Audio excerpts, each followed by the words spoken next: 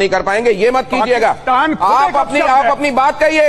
हैदर हयात खान, अगर आप ये समझते हैं कि टेरिटरी पूरी डकैतों की कौम, टेरिटरी ओ हेलो, तुम लोग चोर, घटिया आदमी, किसी बगैरत की औलाद, सामने खबीस इंसान, छोड़ दिया बकवास ना कर, मैं चपेड़ा मारूंगा कि ये घटिया आदमी, तब तक किसी कुत्ते का बच्चा पहनचो, मार के दुम्बारी बना, मार के तुम्हारी बटुंगी लाल कर दूंगा, मारेगा तू, पहनचो तू, मुकाबला करेगा हमारा। गालियां नहीं, गैरत आदमी, गालियां नहीं, हैदर बकवास ना कर, गाली का इस्तेमाल। बिस्मिल्लाहिर्रहमानिर्रहीम, अस्सलाम वालेकुम। मैं हूं उमैस मुनीर, आप देख रहे हैं हमारा यूट्यूब चैनल। नाजरीन, गोदी मीडिया इनके झूठो फरेब की लंबी लंबी कहानियों से कौन वाकिफ नहीं है। मार के हक में आपने देखा कि किस तरह से इन्होंने जिल्लत और रुसवाई अपने लिए समेटी थी। एक और ऐसा वाकया पेश आया है जिसकी वीडियो सोशल मीडिया पर वायरल होती जा रही है, जिसके अंदर पाकिस्तानी सहाफ़ी ने इनको कैसे धो डाला है। आज की इस वीडियो में आपको वो तमाम तर मनाजर दिखाते हैं और साथ ही साथ नाज़रीन इकराम, पाकिस्तान के 2 5th जनरेशन फाइटर जेट की कहानी, जिनके ऊपर बड़ी पेशरफ्त सामने आ रही है। सबसे पहले तो हमारा J-35, आपको पता है कि पाकिस्तान जल्द ही J-35 हासिल करने जा रहा है, लेकिन अब पाकिस्तानी इंजीनियर्स की मदद से तुर्किया भी एक जो तैयारा तैयार कर रहा है, कान तैयारा, उसके मुतालिक भी एक अहम तरीन अपडेट सामने आई है। और पाकिस्तान के जो एयर चीफ हैं वो इस वक्त तुर्किया पहुंच चुके हैं। कुछ अहम मुलाकातें हुई हैं, इसके मुतालिक आज की इस वीडियो में बात करेंगे। और साथ ही साथ पाकिस्तान का एक और नया पार्टनर, आप यूं कहें कि पाकिस्तान का दरीना दोस्त सऊदी अरब के अंदर भी एक दिफाई जो शो हुआ है और उसकी नुमाइश हुई है, उसके अंदर पाकिस्तानी हथियारों ने किस तरह से धूम मचा दी है, जिसकी वीडियो भी सोशल मीडिया पर इस वक्त आपको सर्कुलेट करती हुई नजर आ रही है।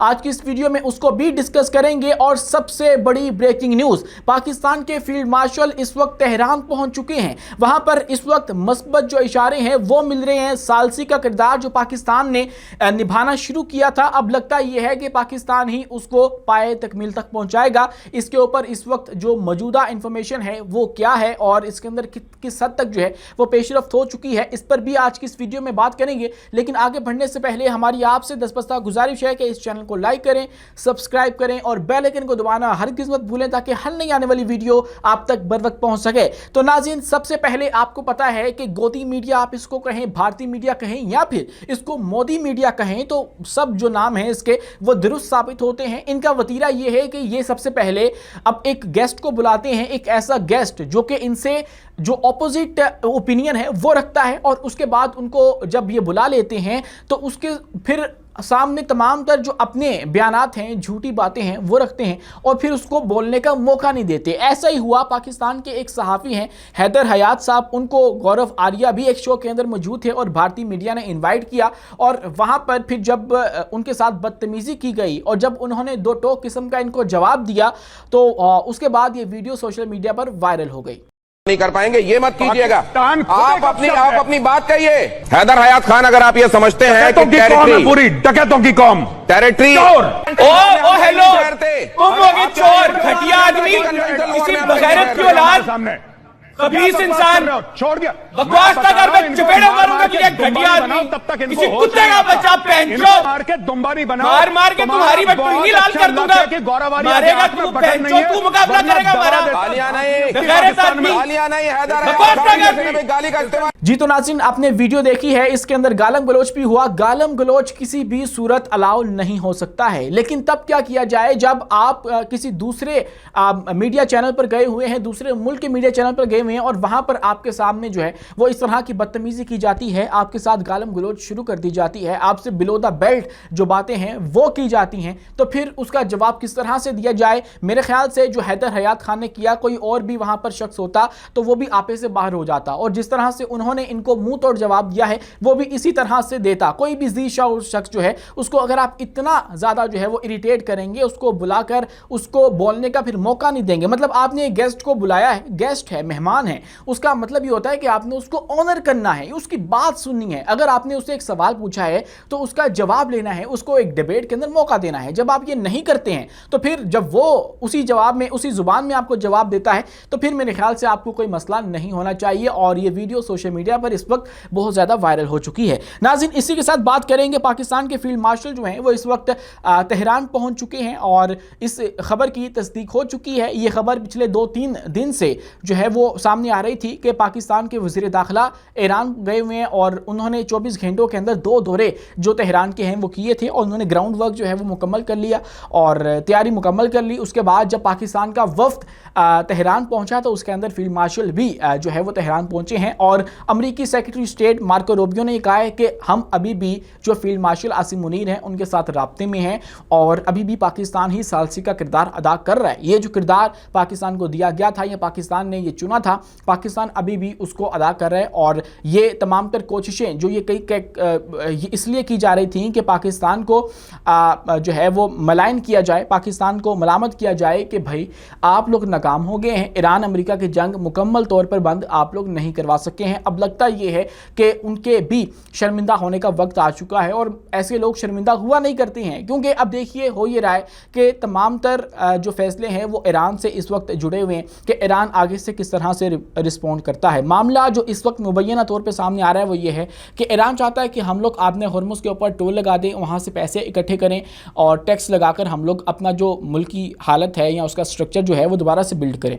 लेकिन अमेरिका चाहता है कि ये टोल जो है वो ना लगे यहाँ पे और वैसे ही जो आमदरफ्त है वो होती रहे। अब जंग का मसला नहीं रहा, जंग बंद हो चुकी है और अमेरिका को ये पता लग चुका है कि अब हमने दोबारा जंग शुरू नहीं करनी है, बस बातचीत के जरिए ही जितनी बातें हो सकती है मैक्सिमम हम लोग मनवा लें। तो अब ईरान कह रहा है कि भाई आपने हॉर्मुज़ के ऊपर अगर हम लोग टैक्स लगाते हैं तो हमें ज़्यादा भाग दौड़ करने की ज़रूरत नहीं पड़ेगी। तो इस तरह अगर वो जो टूल है वो लग जाता है तो फिर होगा क्या कि अमेरिका की जो कोशिशें हैं वो तमाम तर पानी फिर जाएगा उनके ऊपर कि जो ईरान को सप्रेस करना चाहते थे उनके ऊपर सैंक्शंस लगाकर उनको दबाकर उनके असासे मंजमद करके उनको दबाना चाहते थे वो नाकाम हो जाएगी क्योंकि ईरान के पास यहाँ से एक अच्छा खासा रेवेन्यू का जो सोर्स है वो बन जाएगा और उसका इस्तेमाल करके ना सिर्फ ईरान अपना दिफा मजबूत कर सकता है बल्कि दुनिया के अंदर एक नाम कमा सकता है। मतलब इतनी पाबंदियों के बावजूद अगर वो इतना एक्सेल कर गया है तो आप सोचिए कि अगर उस पर पाबंदियां ना होती, उसके तमाम तर असासे जो हैं वो रिलीज़ कर दिए गए होते तो अब तक वो क्या जो बला चीज़ है वो बन चुका होता। लेकिन इसके बावजूद भी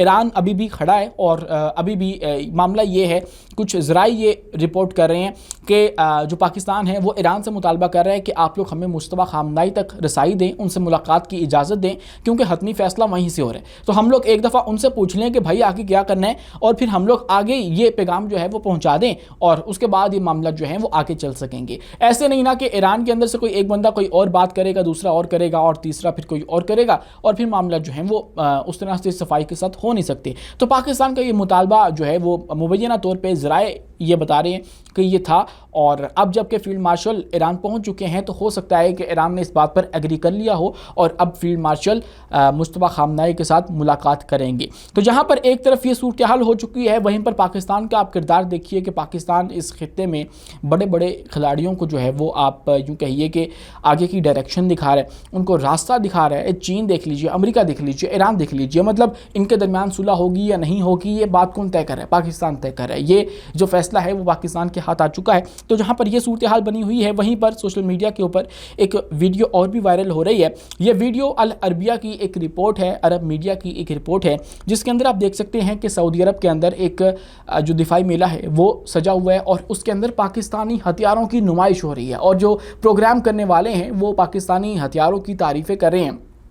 पाकिस्तानी हथियारों में से सबसे पहले तैमूर जो क्रूज़ मिसाइल है उसको वहाँ पर डिस्प्ले किया गया है। उसके बाद फतह मिसाइल सीरीज़ है, स्मैश एंटीशिप मिसाइल है और जदीद बगैर पायलट फ़िज़ाई निज़ाम यानी कि UAVs जो हैं वो भी वहाँ पर पाकिस्तान के डिस्प्ले किए गए हैं। ये पाकिस्तान और सऊदी अरब के गहरे ताउन की अक्कासी करता है और पाकिस्तान का जो सऊदी अरब के साथ दिफाई ताउन है वो रिसेंटली कुछ डेवलपमेंट्स के अंदर पूरी दुनिया के सामने अया हो चुका है। पाकिस्तान ने अपने 8000 जो फ़ौजी एहलकार हैं वो बाकायदा ऑफिशियली तैनात कर दिए हैं इस वक्त सऊदी अरब के अंदर। उसके बाद हमारा एक स्क्वाड्रन वहाँ पर पहुँच चुका है। उसके बाद क्या हुआ है, हमारा दिफाई निज़ाम भी वहाँ पर पहुँच चुका है और इसके ज़रिए हमने दुनिया को पैगाम पहुँचा दिया है कि सऊदी अरब के ऊपर हमला हमारे ऊपर हमला होगा। और सऊदी अरब ने भी ये पैगाम दुनिया को पहुँचा दिया है कि अगर अपने दिफा की बात हो तो हम लोग पाकिस्तान के ऊपर रिलाई करते हैं और यूँ इन दोनों का एक बहुत ही मजबूत इत्तेहाद बन चुका है। लेकिन एक तीसरा नाम भी इसके अंदर सामने आ रहा है जो कि शामिल हो जाएगा जल्द ही, वो है तुर्किया का।